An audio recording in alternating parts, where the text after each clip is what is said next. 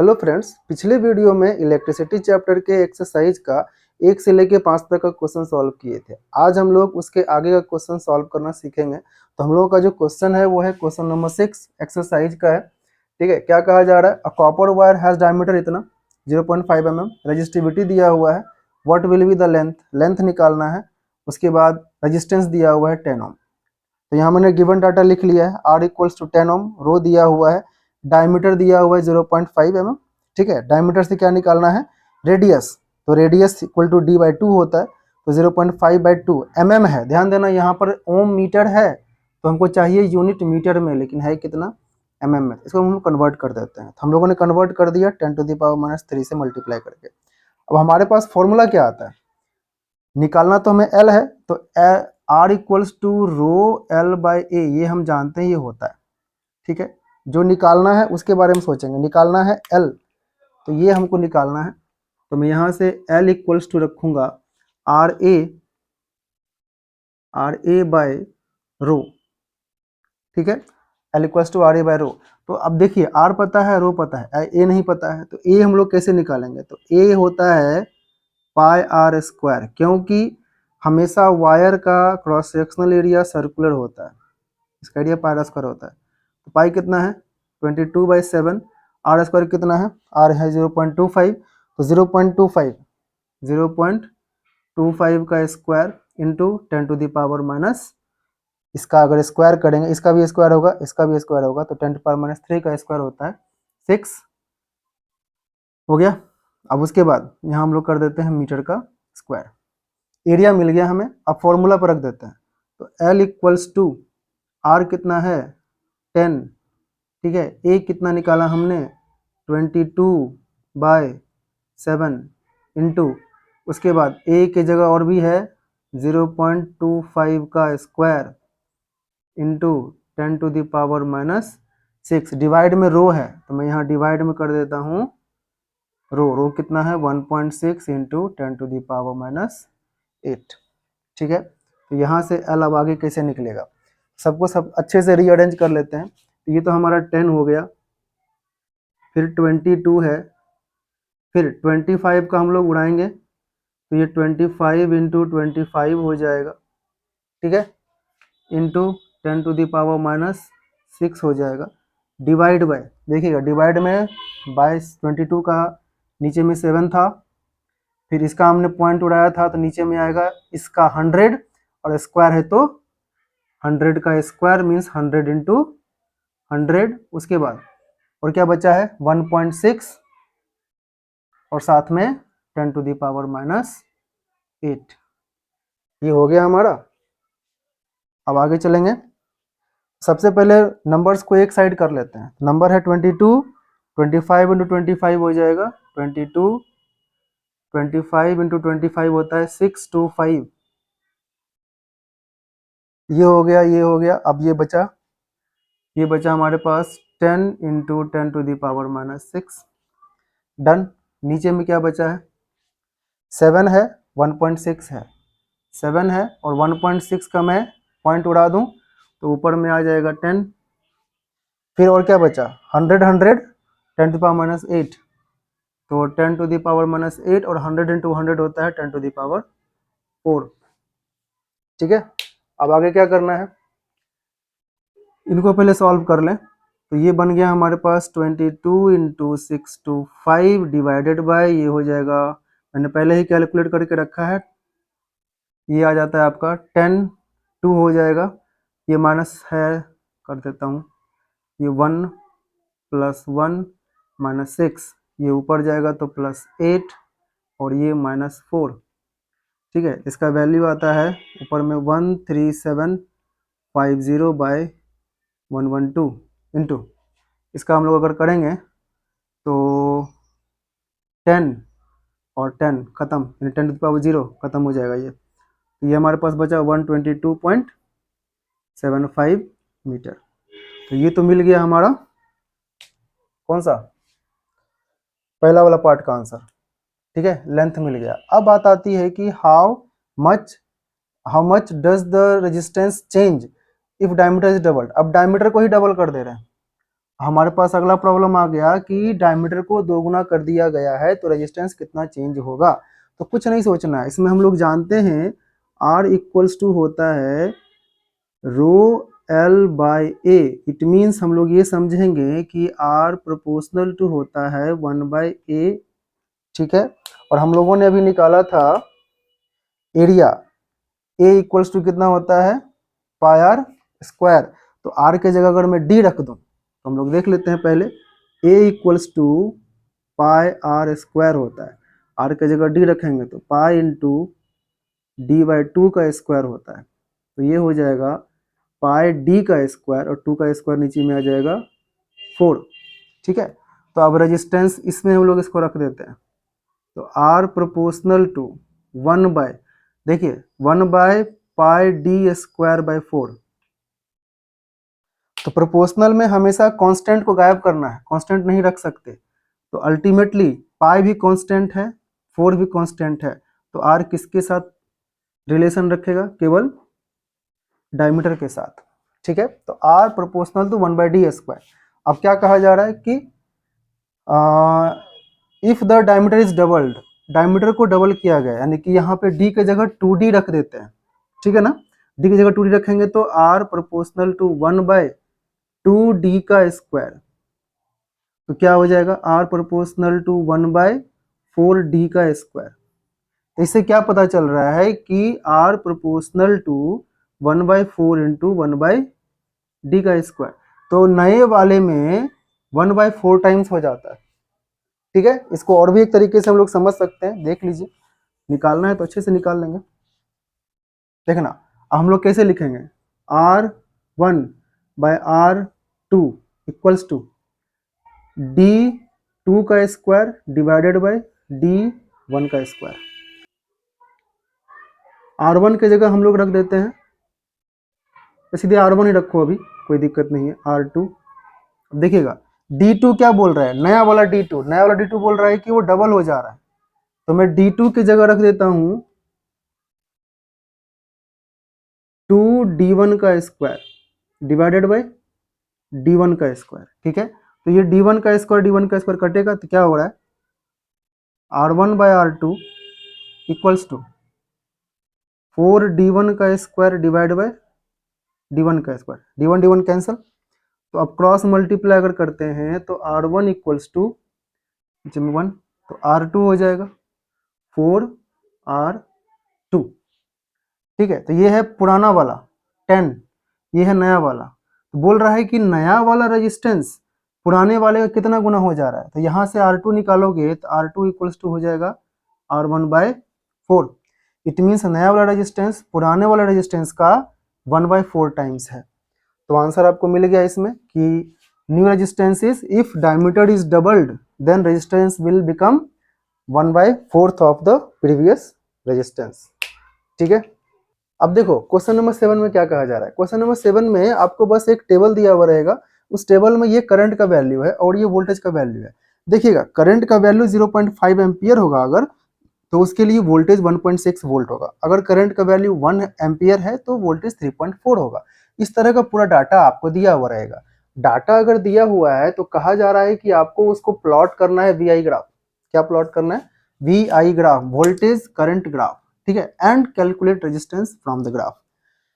क्या करेंगे, तो सबसे पहले तो आपको ग्राफ पेपर दिया होगा, तो उसमें आपको सॉल्व करना है, कैसे बनाना है। तो ग्राफ पेपर में आप ये ले लीजिएगा Y एक्सिस और ये ले लीजिएगा X एक्सिस। देखिए ध्यान दीजिए, जब ग्राफ पेपर बनाते हैं ना तो ये जो हम लोग वैल्यू रखते हैं, जैसे कि पहला पे 1 रखे या पहला पे 2 रखे, तो उस तरह से हम लोग को लिखना पड़ेगा स्केल करके। स्केल लिखिएगा, उसमें लिखिएगा 1 यूनिट इक्वल्स टू, यहाँ देखिए ये मैंने नीचे लिया है वोल्टेज के लिए, किसके लिए लिया है, वोल्टेज के लिए। तो X एक्सिस में 1 यूनिट, यानी कि X एक्सिस में 1 यूनिट, यानी ये पहला बॉक्स जो है वो कितना होगा 1 वोल्ट। वैसे ही Y एक्सिस में 1 यूनिट कितना ले रहे हैं, देखिएगा मैंने 1 यूनिट लिया है 0.5 एम्पियर। इस तरह से लिख देना है। क्लियर हो गया। अब क्या करेंगे, तो ग्राफ पेपर में ड्रॉ कर लेंगे ये हम लोग सबसे पहले। तो 0.5 लेते हैं, ये हम लोगों का जो वर्टिकल लाइन है Y एक्सिस वो करंट बता रहा, वहाँ 0.5 लिया है मैंने। 0.5 से रिलेटेड वोल्टेज कौन है 1.6, तो यहाँ पर देखिएगा 1.5 और से 6, मैंने यहाँ पे दोनों लाइन को मिला दिया, तो यहाँ पर डॉट मिला मुझे। उसके बाद अब यहाँ देखिएगा अगला है 1 एम्पियर, तो करंट में जाएंगे 1 एम्पियर, वहाँ के सामने आ रहा है कौन सा वोल्टेज आ रहा है 3.4 वोल्ट, 3.4 वोल्ट मैंने यहाँ ले लिया, तो यहाँ पर मिल रहे हैं दोनों। तो इस तरह से आपको सारा वैल्यूज को मिला देना है और एक स्केल से आपको पूरा का पूरा लाइन खींच देना है। तो ये सिंपल है, बहुत ही आसान है, आप बना सकते हैं ग्राफ पर अगर मैथ में बनाए होंगे तो। अब आती है बात कि इसमें कैलकुलेट द रेजिस्टेंस, इस लाइन से रेजिस्टेंस कैलकुलेट करना है। तो हम लोग इस लाइन से करें चाहे यहीं से कर लें, कोई दिक्कत नहीं है। तो हम लोग कोई दो वैल्यू लेते हैं, मान लो मैंने एक वैल्यू ये लिया, कौन सा ले लें हम लोग 10.2 ले लेते हैं, ठीक है 10.2 वोल्टेज में, और यहाँ पे 3 पॉइंट कितना है 3.4, तो मैं इन दोनों वैल्यू को ले रहा हूँ, ठीक है। तो कुछ नहीं करना, आपको कोई दो वैल्यू लेना है, आप अलग अलग भी ले सकते हैं, यानी कि इन दोनों को साथ में ले सकते हैं, इन दोनों को भी ले सकते हैं, इन दोनों को भी ले सकते हैं, इन दोनों को भी ले सकते हैं, कोई भी दो वैल्यू अपनी मर्जी से आप मान लीजिए, ठीक है। मैंने इन दोनों को लिया है, तो यहाँ से बस करना क्या है, वो ग्राफ में दिखाना है कहाँ से कहाँ लिए हैं।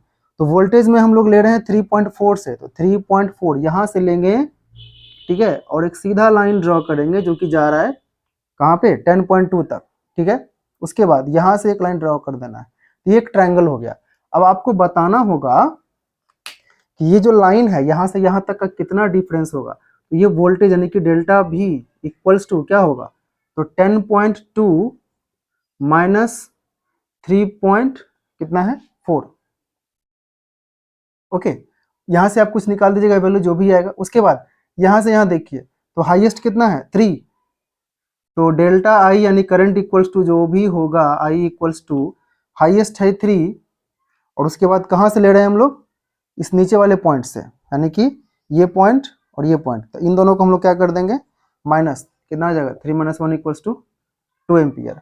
अब रेजिस्टेंस इक्वल्स टू क्या होता है, यहाँ साइड में लिख देंगे डेल्टा भी आर इक्वल्स टू भी बाई आई होता है, तो डेल्टा भी बाई डेल्टा आई रख दीजिए या फिर आई रख दीजिए, कोई दिक्कत नहीं है। डेल्टा भी कितना आया 10.2 माइनस 3.4 डिवाइड बाई 3 - 1, तो ये हमारा हो जाता है कितना, ये हो जाएगा 8, और फिर इधर से गया तो ये जाएगा 6, नीचे में आ जाएगा 2, तो ये हो जाएगा 3.4 ओम। आप इससे भी निकाल सकते हैं, यहाँ से भी निकाल लीजिए तो वही डाटा आएगा, यहाँ से निकालेंगे तो भी वही डाटा आएगा। तो ये हो गया सॉल्यूशन। अब क्वेश्चन नंबर 8 में चलते हैं। कितना दिया हुआ है 12 वोल्ट का बैटरी है, कनेक्टेड है अक्रॉस एन अननोन रजिस्टर, मतलब आर नहीं पता, आर निकालना होगा। करंट दिया हुआ है आई, तो हम लोग 2.5, तो हम लोग डाटा लिख लेते हैं क्या दिया हुआ है, V equals to 12 volt, R निकालना ही है, और आई दिया हुआ है 2.5 मिली एम्पियर, ठीक है। तो हम लोग आर निकालेंगे, आर इक्वल्स टू होता है V बाय आई, V कितना है 12 बाय 2.5, इस मिली की जगह हम लोग रख देते हैं 10⁻⁻3, क्या आ जाएगा 12, पॉइंट उड़ाएंगे तो ये आ जाएगा 20, ठीक है, या यहाँ पे मल्टीप्लाई 10 करते हैं, तो 12 बाय 25 इंटू 10⁻³ हो जाएगा, और ये 10 हो जाएगा, ठीक है। तो 5 2 जा 10, 5 5 जा 25, तो ये हो जाएगा 24, R equals to 24 by 5 into 10⁻³ क्या होगा, तो डिवाइड करेंगे तो 4.8 10⁻³ ओम, यहाँ तक भी सही है। इसके जगह किलो रख सकते हैं, तो 4.8 kilo ohm, okay. Next part में चले। वोल्टेज दिया हुआ है 9 वोल्ट, रेजिस्टेंस देखिए सबका सब सीरीज में कनेक्टेड है, ये सब सीरीज में कनेक्टेड है, तो डायरेक्ट हम लोग यहाँ से ना रेजिस्टेंस ही निकाल लेते हैं सीरीज में पूरा कॉम्बिनेशन का। तो 0.2 है, सबको लिखेंगे 0.2 प्लस 0.3 प्लस 0.4 प्लस 0.5 और प्लस 12, अगर ऐड करते हैं इसको तो हम लोग 5 4 9 3 12 14, तो हो जाएगा 0.4 और 12 ये जगह 13.4 ओम आ गया, ये हो गया हमारा रेजिस्टेंस, ठीक है। क्या निकालना है, बोला जा रहा है कि 12 ओम के क्रॉस क्या करंट जाएगा। देखिएगा जब सारा रजिस्टर आपका सीरीज में कनेक्टेड है, तो जो भी करंट यहां से जा रहा है, जो भी करंट यहां से जाएगा यानी 0.2 ओम से, वो सेम करंट तो 12 ओम के क्रॉस भी तो जाएगा ना, तो कोई टेंशन ही नहीं है। आप सर्किट में करंट निकाल दीजिए, आपका हो गया कहानी। आई इक्वल्स टू होता है V बाय आर, बी है हमारा 9, आर आ गया 13.4। तो ये है एम्पियर में। इसको अगर सॉल्व करते हैं तो आई थिंक 0.67 आएगा, देख लीजिएगा। ठीक है, क्वेश्चन नंबर 10 में क्या कहा जा रहा है देखते हैं। हाउ मेनी 176 ओम रजिस्टर्स, मतलब कितना चाहिए रजिस्टर पैरेलल में। तो समझिए कहानी क्या कह रहा है कि हमको बहुत सारे रजिस्टर्स चाहिए। ठीक है, बहुत सारे रजिस्टर चाहिए, पता नहीं कितना, लेकिन ये पता है कि हर एक का जो रेजिस्टेंस है वो 176 ओम है। ठीक है, तो मान लेते हैं कि टोटल n रजिस्टर्स हैं, 1 2 3 और n, up to n resistors है जो कि हम लोगों को चाहिए, ताकि ताकि इसमें जो करंट जाए वो जाए 5 एम्पियर। ठीक है, कब, जब इसमें वोल्टेज लगा हो 220 वोल्ट का। यही कहा जा रहा है। कहा जा रहा है कि क्या कितना रजिस्टर चाहिए पैरेलल में ताकि इसमें करंट जा सके 5 एम्पियर इन 220 वोल्ट लाइन। तो क्या करना है हम लोगों को, देखेंगे ध्यान से। बहुत ही आसान है। सबसे पहली बात तो रजिस्टर का दिया है एक, यानी कोई एक रजिस्टर है, लेकिन ये नहीं पता कि कंबाइन करने के बाद कितना हो रहा है। ठीक है, तो हम लोग सिंपल सा सोच लेते हैं कि इस सारे कॉम्बिनेशन का एक सिंगल रेजिस्टेंस है। ठीक है, और इसमें वोल्टेज सप्लाई हो रहा है, ये करंट तो जा रहा है हमारे पास 5 एम्पियर, ये है 220 वोल्ट, और यहाँ हमारा हो जाता है नहीं पता, हम लोग समझ लेते हैं कि ये आर है, यानी कि इसका इक्विवेलेंट यही है। तो हम तो जान रहे हैं कि यहाँ से ये आर का वैल्यू निकल सकता है। अगर ये आर का निकल जाएगा तो जो इसके इक्वल हो जाएगा, मीन्स इसके इक्विवेलेंट हो जाएगा। तो हम लोग पहले आर निकाल लेते हैं। तो हमारे पास क्या दिया हुआ है, आई दिया है 5 एम्पियर, भी दिया है 220 वोल्ट। ठीक है, आर निकालेंगे, आर इक्वल्स टू होता है वी बाय आई। भी कितना है 220 वोल्ट बाय 5, कितना हो जाएगा 544 ओम। तो इट मीन्स ये जो 44 ओम मिला ना वो ये मिला, यानी ये रेजिस्टेंस इस पूरे पैरेलल का इक्विवेलेंट है। इट मीन्स अगर मैं इसको निकालूंगा तो इसका इक्विवेलेंट मान लीजिए कि 1/r वगैरह से निकालना होगा। तो इसका मैं इक्विवेलेंट अगर लगाता हूँ फॉर्मूला, तो 1/r इसका इक्विवेलेंट इक्वल्स टू कितना है 1/176 प्लस 1/176 प्लस अप टू जाएंगे हम लोग n टर्म पे 176, यानी कि n टर्म्स। ठीक है, n टर्म्स तक गए तो सब तो बराबर ही है, a plus A plus A plus A. हम लोग क्या लिख सकते हैं n इंटू 1/176, तो ये हो जाएगा n/176। ओके, तो अब यही r का वैल्यू, ये r यहाँ पर रखेंगे, 1/44 equals to n/176, cross multiply अगर करते हैं तो n इक्वल्स टू हो जाएगा 176/44। कितना आ जाएगा 4 4 जा 16, 4 ठीक है, 4 टाइम्स में कट जाएगा। यानी कि कितने रजिस्टर चाहिए आपको, 4 रजिस्टर, यानी कि इस तरह का 4 रजिस्टर अगर आप पैरेलल में कनेक्ट करेंगे तो आपको इस सर्किट में करंट जाएगा कितना 5 एम्पियर, इसके अंडर में वोल्टेज 220 वोल्ट के अंडर में। ठीक है, ऐसा ऐसा 4 आपको कनेक्ट करना है।